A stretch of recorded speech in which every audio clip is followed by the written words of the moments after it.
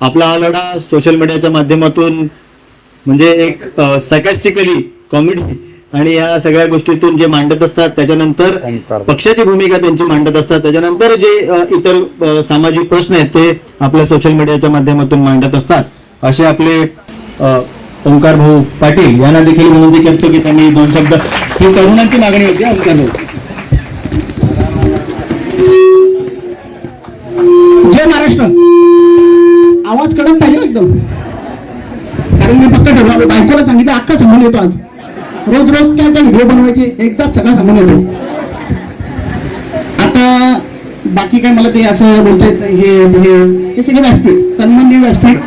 दुसरी गोष्ट अशी की बाबा नारायण बाबा, गोळी चालू असताना हा माणूस एवढा बोलतो, तर गोळी चालू नसते तेव्हा तू काय बोलत असेल? कौतुक करण्यासारखी गोष्ट आहे. आपण सगळ्या युवकांनी त्यांचा आदर्श घेतला पाहिजे का या वयात, पण त्यांनी एवढा त्यांचा उत्स्फूर्त प्रतिसाद आहे. मला दुसरे शरद पवार दिसले, ते शरद पवार साहेब दुसरे. आता त्यांचा एक प्रश्न होता, मला थोडे थोडे प्रश्न आठवतील तेवढं मी बोलतो. त्यांचं म्हणणं होतं का मुख्यमंत्री भेट दिली नाही. अरे मुख्यमंत्र्याला टाईम कुठे आहे? शिंदेला सांभाळतील की पक्ष फुटतो तो सांभाळतील का पक्ष फोडतील, कोणाच्या घरात काय चाललंय त्या बघायला त्यांना टाइम आहे. इकडे टाइम नाही त्यांना, फक्त काड्या लावा ना, तो धंदा त्यांनी उचललाय. त्याच्यामुळे मुख्यमंत्र्यांकडून ती अपेक्षा करू नका. आमचे उत्तम साहेब जेव्हा मुख्यमंत्री होते ते मुख्यमंत्री नसून ते कुटुंब प्रमुख होते, त्यांना कुटुंबाची भूमिका होती. यांचा काय झालाय, वरच्याला कुटुंब आहे का? मोदी साहेबांना कुटुंब आहे. आता मोदी साहेबांचं काल बघितलं का, एकाने देऊळ बांधायला लावलाय, सोन्याची मूर्ती. माझा मोदी साहेबांना या माध्यमातून एक आव्हान आहे, मी जागा देतो, तुमची चांदीची मूर्ती बांधतो, बरोबर आहे, सगळा खर्च करतो, या वाढवून बंदर रद्द करा. पहिला प्रश्न. दुसरा, पोलिसांना विचारायला काय बोलू नका, ती खोटी गुन्हे दाखल करतात हे 100%, पण ते कोणाच्या चांगल्यावरून करतात हे पण महत्वाचं आहे. आता माझा उदाहरण घ्या, मी रील टाकल्या, मोर्चा काढला, माझ्या गुन्हा दाखल झाला, ठीक आहे, गुन्हा काय दाखल झाला, 20,000 रुपये खाले. अरे कोटीचा तो गुन्हा दाखल कर, त्याला आईला 20,000ची इज्जत काढून घेऊन. म्हणून पोलिसांना माझं असं म्हणणं आहे, गुन्हे करायला दाखल तर कोटीचे गुन्हे दाखल करा. SP साहेबांना मी जाऊन भेटलो होतो, मी केदार दिघे साहेबांना त्यांची ओळख करून दिली होती. SP साहेब जबरदस्त आहे, रिझल्ट जबरदस्त आहे, सगळ्या जबरदस्त आहे. पण ते SP साहेबांनी मला बसवलं, सांगितलं गुन्हा अजिबात दाखल होणार नाही, कायद्याच्या चौकटी तुम्ही लढा, दुसऱ्या दिवशी गुन्हा दाखल. मला तेव्हा आता कळले, आणि त्या दिवशी एक SP साहेबांशी कोणती चर्चा करत होतं आणि DYSP पाठवणार ना, SP साहेबांना हे करून दिला तरी मला तेव्हा कळलं की SP ला महत्व नाही, DYSP ला महत्व आहे. कळलं? तर त्याच्यामुळे SP साहेब तुमचं 100% तुमचं प्रभुत्व त्या डिपार्टमेंटवर आहे का? तुमच्या खालचे अधिकारी 100% तुमचं मानतात का? तुमची रिस्पेक्ट आमच्या मनात 100% आहे, पण तुम्ही ती रिस्पेक्ट टिकवावी. आमच्या माता भगिनी आहेत. आता यांचं म्हणणं आहे का 3 जणी ते एक गाड्या येतात तेव्हा त्या झोपल्या होत्या, तिघींची काही गरज नाही. काय करा माहिती का, उद्या प्रत्येकीने माझा नंबर घ्या, जेवढ्या तुम्हाला शिवाय येतात त्या मला व्हिडिओ करून पाठवा. यांची आज आपण कशी करायची आपण ठरवू, बरोबर ना? काय होतं माहिती का, मी दिलं मला कोण होती, तुम्ही दिला तर तुम्हाला माफ आहे. अरे काय माहिती का, तुम्ही लाडक्या बहिणी आहेत, बरोबर ना? त्याच्यामुळे लाडक्या बहिणींना अजिबात गुन्हे दाखल होत नाही. आणि 1500 रुपये देऊन त्या बहिणी 1500 देऊन ते भाऊ झाले, बरोबर ना? माझ्या बायकोला अजून 1500 चालू नाही. त्याच्यामुळे मला अजिबात शिंदेवर विश्वास नाही, ते फडणवीस साहेबांवर विश्वास नाही.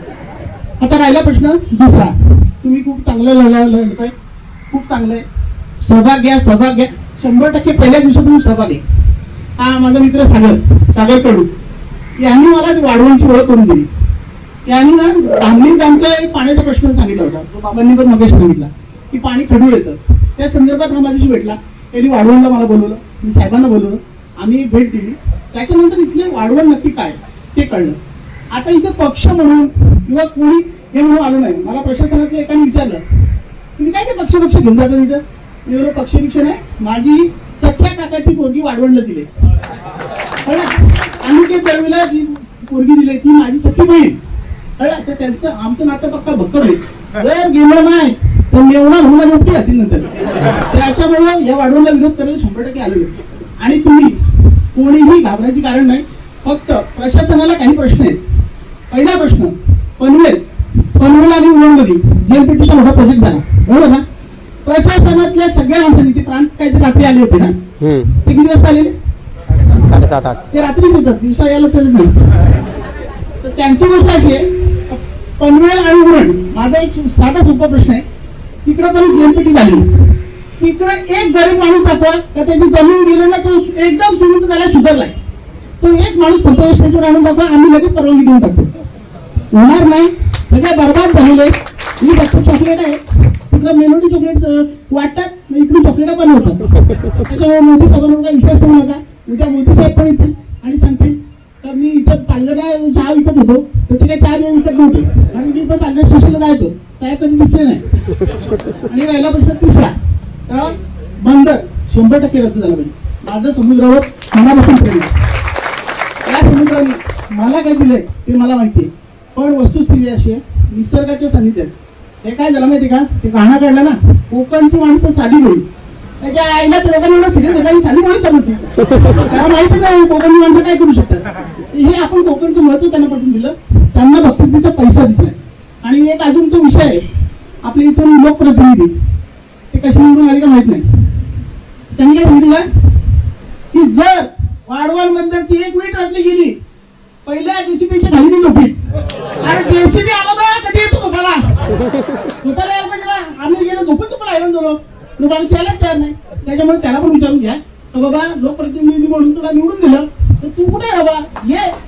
आणि त्यांनी दलालांसाठी माझी खास ऑफर आहे. जे दलाल आहेत, ज्यांना वाटतं का आम्हाला दगडाचा कॉन्ट्रॅक्ट भेटेल, मला मातीचा कॉन्ट्रॅक्ट भेटेल, मला या भेटेल, आता तुम्हाला दगडांचे पैसे मिळतील, 100% मिळतील.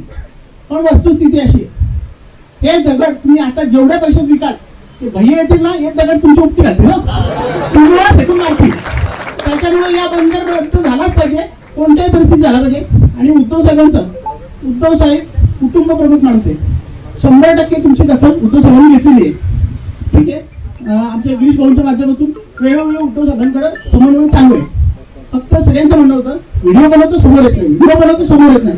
अरे व्हिडिओ तुम्ही समोर येतो तर चिका झालेला, तर त्याच्यामुळे तुम्ही काय घाबरू नका. मला आज संध्याकाळी सगळ्यांनी शिव्या पाठवलं, मला नाही त्याच्या एक लेटेस्ट शिवी देतो, थांबवतो. नुसतं मला तुमचं थोडा नाव पेटत